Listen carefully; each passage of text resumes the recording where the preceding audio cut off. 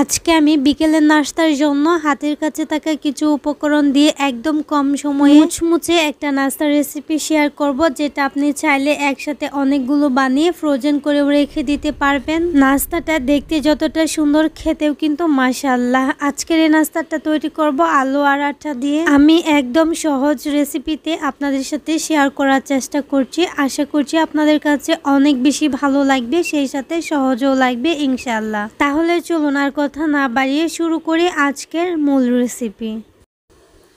নাস্তাটা তৈরি করার জন্য ফার্স্টে কিন্তু ময়দা অথবা আটা দিয়ে একটা খামির তৈরি করতে হবে। তার জন্য চুলায় একটা প্যান বসিয়ে দিয়েছি, তার মধ্যে 2 কাপ দিয়ে দিচ্ছি পানি, দিয়ে দিচ্ছি স্বাদ মতো লবণ। অবশ্যই লবণটা দেওয়ার চেষ্টা করবেন। আর এটাকে ঢাকনা দিয়ে ঢেকে পানিটাকে ফুটিয়ে নিচ্ছি।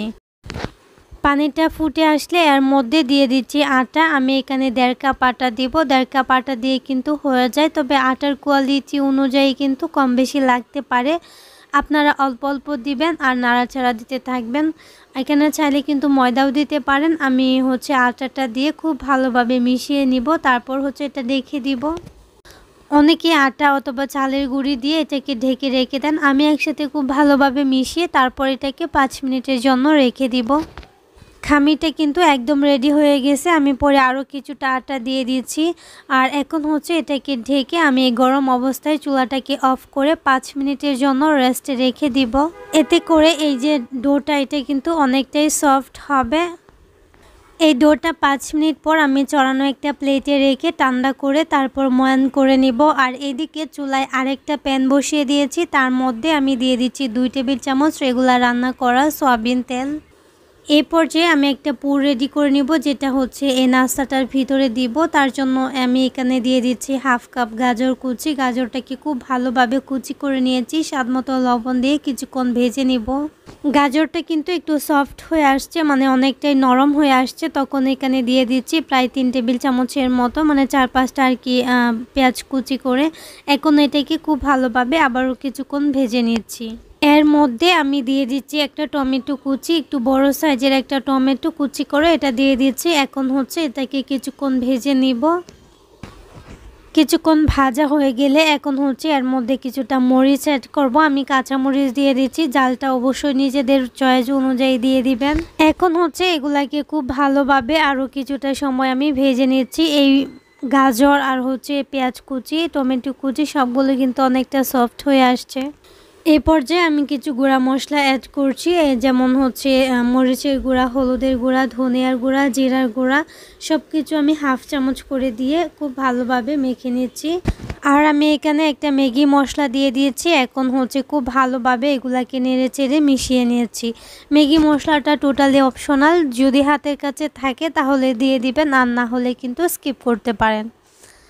আর এটা দেখেন খুব ভালোভাবে কিন্তু সিদ্ধ হয়ে গেছে। একদম যে নরম কেতকেতা ওইরকম হয়েছে না, কিন্তু অনেকটাই সফট হয়ে আসছে। এখন এর মধ্যে আগে থেকে সিদ্ধ করে রাখা কিছুটা আলু দিয়ে দিচ্ছি, প্রায় 1 কাপের মতো হবে। এখন এই আলুটাকে খুব ভালোভাবে এই সবজিগুলোর সাথে মিশিয়ে নিচ্ছি। সবজিগুলো কিন্তু টোটালি অপশনাল, চাইলে দিতে পারেন, আবার চাইলে স্কিপও করতে পারেন। শুধু পেঁয়াজ, রসুন আর মশলাগুলো দিয়ে আলুটাকে এভাবে গরম করে নিতে পারেন। এখন খুব ভালোভাবে মিশিয়ে নিচ্ছি। আর সবজিটা দিলে খেতে আরও বেশি ভালো লাগে। শেষে আমি কিছুটা ধনিয়া পাতা কুচি দিয়ে দিচ্ছি। দিয়ে এটাকে খুব ভালোভাবে নেড়ে চেড়ে চুলার আঁচটা কিন্তু অফ করে দিয়েছি, নামিয়ে নিব। অবশ্যই ধনিয়া পাতাটা দেওয়ার সময় চুলার আঁচটাকে অফ করে দিতে হবে। এখন এটাকে একটা সাইডে রেখে দিচ্ছি। আর আগে থেকে যে আমি ডোটা রেখেছিলাম ওইটা কিন্তু আমি একটা চড়ানো প্লেটে রেখেছি।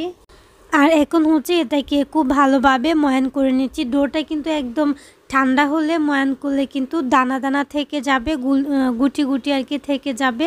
এটা হালকা কুসুম গরম থাকা অবস্থায় খুব ভালোভাবে মুথে নিতে হবে।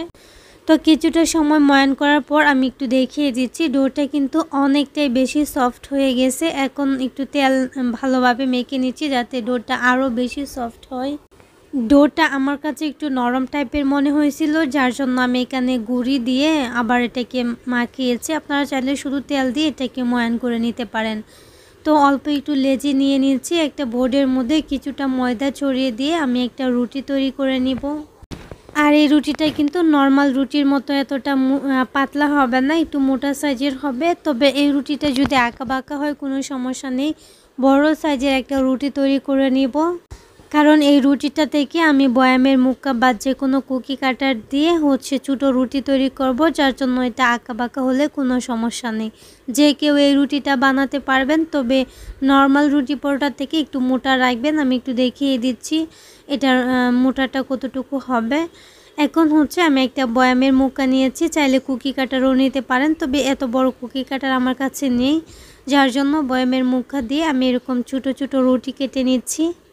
একটা বড় রুটি দিয়ে আমি 4টা রুটি তৈরি করেছি। তবে আপনারা যদি আরও বড় রুটি তৈরি করেন তাহলে আরও অনেকগুলো ছোটো রুটি তৈরি করতে পারবেন। এখন একটা ছোটো রুটি আমি নিয়ে নিয়েছি, আর আগে থেকে যে আলু আর সবজি দিয়ে পুরোটা রেডি করে রেখেছিলাম ওইটা ঠিক মাঝখানটাতে দিয়ে দিচ্ছি। খুব ভালোভাবে সমান করে কিন্তু মাঝখানটাতে দিয়েছি। তারপর আমি একটা সাইডে পানি লাগিয়ে নিচ্ছি। পানি লাগানো হয়ে গেছে, এখন একটা পুলি পিঠার মতো শেপ দিয়ে দিচ্ছি। দুইটা পাশে একসাথে খুব ভালোভাবে জয়েন করে নিচ্ছি। এখন একটা কাঁটা চামচ নিয়েছি, দেন এইভাবে আমি একটা ডিজাইন করে নিচ্ছি। ডিজাইনটা আসলে অপশনাল, ডিজাইনটা দিলে দেখতে অনেক বেশি সুন্দর লাগে, যার জন্য দিয়েছি। কাঁটা চামচ দিয়ে প্রথমে ডিজাইনটা করার পর এভাবে আমি আরেকটু পাপড়ির মতো শেপ দিয়ে নিচ্ছি। তো দেখে নিশ্চয়ই বুঝতে পারছেন এটা বানানো কতটা সহজ। আর সেমভাবে কিন্তু সবগুলো বানিয়ে নিয়েছি। তো দেখেন অনেক বেশি সুন্দর লাগতেছে। এটা কিন্তু মেহমান আপ্যায়নও দিতে পারবেন, তারা বুঝতেই পারবে না এটা আলু আর সবজি দিয়ে তৈরি করা। এখন চুলায় একটা প্যানে আমি পর্যাপ্ত তেল গরম করে নিয়েছি, তার মধ্যে এক একে করে অনেকগুলাই দিয়ে দিচ্ছি পিঠা বা নাস্তা যাই বলেন। এখন এগুলাকে উল্টে পাল্টে সুন্দর একটা গোল্ডেন ব্রাউন কালার করে ভেজে নিব। এই পর্যায়ে চুলার আঁচটাকে মিডিয়ামে রাখবো, না হলে উপর থেকে দ্রুত কালার চলে আসবে আর ভিতরটা অনেক বেশি নরম থাকবে। নাস্তাগুলোকে উল্টে পাল্টে একটা গোল্ডেন ব্রাউন কালার করে ভেজে নিয়েছি। সেই সাথে আপনাদেরকে একটা রিকোয়েস্ট করছি, যারা আমার চ্যানেলে আজকে নতুন আছেন, যদি আমার রেসিপিগুলো আপনাদের কাছে একটু ভালো লেগে থাকে তাহলে প্লিজ চ্যানেলটাকে সাবস্ক্রাইব করে পাশে থাকা বেল আইকনটা অন করে দিবেন। আর হ্যাঁ, যারা যারা অলরেডি এই কাজটা করেছেন তাদেরকে অসংখ্য ধন্যবাদ।